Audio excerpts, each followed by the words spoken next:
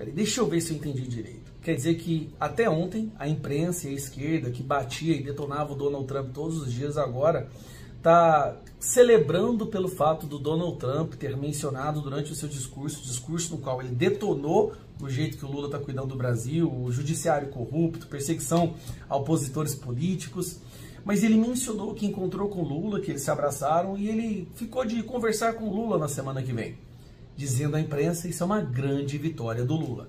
A esquerda mesmo já começou a soltar os memes, é meme para todo lado. Trump e Lula são amigos agora.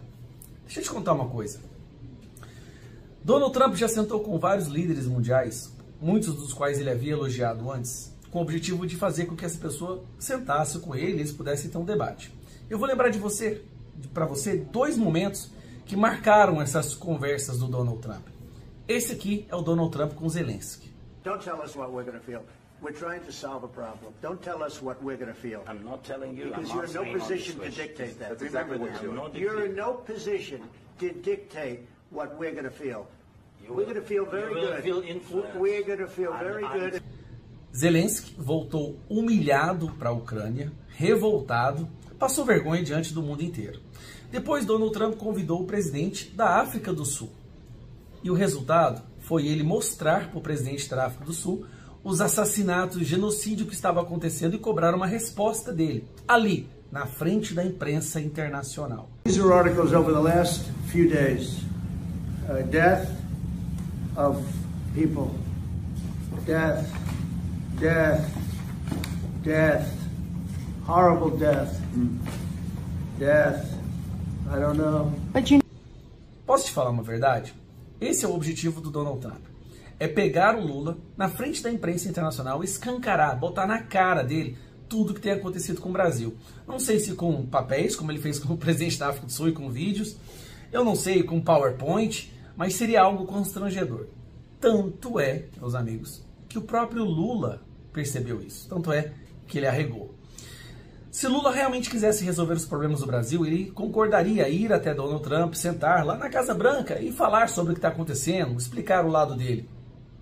Afinal de contas, muitas empresas estão sofrendo, as tarifas estão prejudicando o Brasil, tem a sanção contra ministros do STF, vistos sendo anulados e cancelados.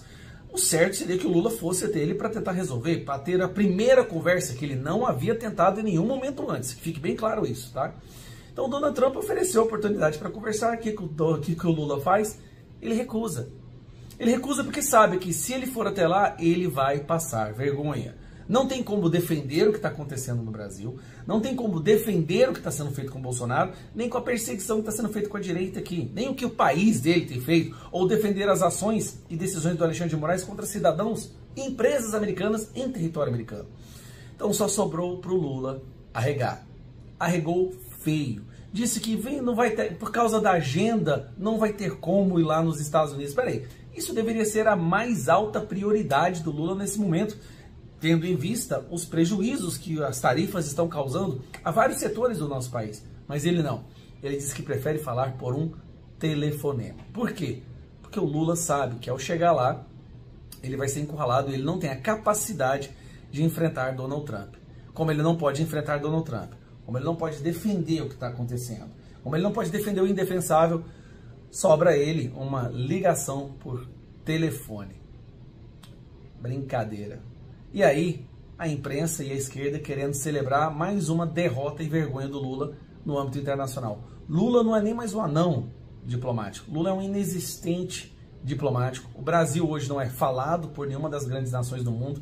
Ninguém quer investir aqui no nosso país mais, porque quem entende um pouco de política está vendo que o Brasil está caminhando para o rumo da Venezuela. E o que vai acontecer é que o capital, a riqueza, vai para fora das nossas fronteiras, porque o nosso território já não dá mais para ficar nas mãos de um corrupto, que só não está preso porque os amigos dele tiraram do STF. Bolsonaro deveria ser solto imediatamente. Mas é tanta atrocidade, é tanta aberração jurídica que acontece no Brasil que eu acho muito improvável que isso venha a acontecer. Por mais absurdo seja o que eu vou mostrar para vocês agora.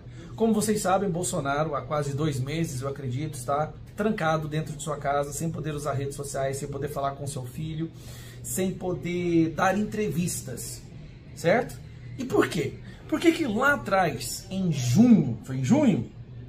Não, em julho. Por que em julho Alexandre de Moraes decidiu impor essas cautelares que foram escalando ao ponto que nós chegamos agora que dentro da casa do Bolsonaro, do quintal dele, tem policial fazendo vistoria no porta-malas do carro toda vez que alguém entra ou sai. E ninguém pode entrar lá com o celular. Bom, eu peguei um pedaço do próprio site do STF, para não dizer que tem fake news envolvida. Cadê uma aqui?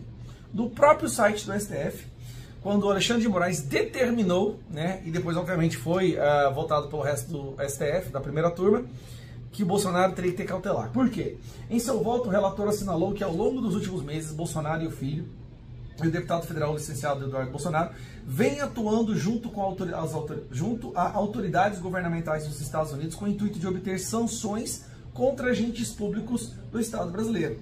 A alegação é de que a ação penal 2668, da qual Bolsonaro é réu, por tentativa de golpe de Estado, se trata de perseguição.